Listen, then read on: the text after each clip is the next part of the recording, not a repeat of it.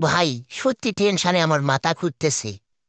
আমি এখনো বিশ্বাস করতে পারতেছি না। সারাদিন আমি আমার প্রেমিকারে ভুল নামে ডাকছি।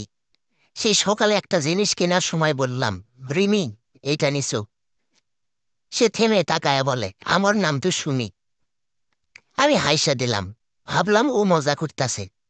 কিন্তু তারপর শেষ সাইলেন্ট, চোখ ছোট ছোট করে তাকায় আছে। ভাই, তখনও বুঝি নাই, সত্যি বুঝি নাই। আমার মাথায় এখনো আবেগের বান্ধবীর নাম ঘুরতাছে, মানে আগের বান্ধবীর নাম ঘুরতাছে।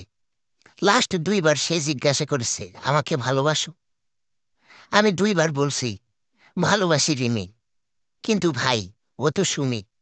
রিমি আমার পুরান, তাই কষ্ট। সুমি আমার বর্তমান প্রজেক্ট, মানে বুঝতেই তো পারতেছেন। এখন এই টেনশন, কালকে ওর জন্মদিন। আমি যদি কেকের উপরে হ্যাপি বার্থডে রিমি লিখে ফেলি, তাইলে তো আমার মাথার উপরেও মোমবাতি জ্বালাবে।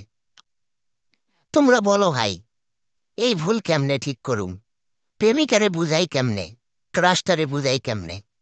নাম ভুল হইলে ভালোবাসা কমে না, এই ডায়লগ শুনে আমার নিজেরে পচা পচা লাগতেছে ভাই।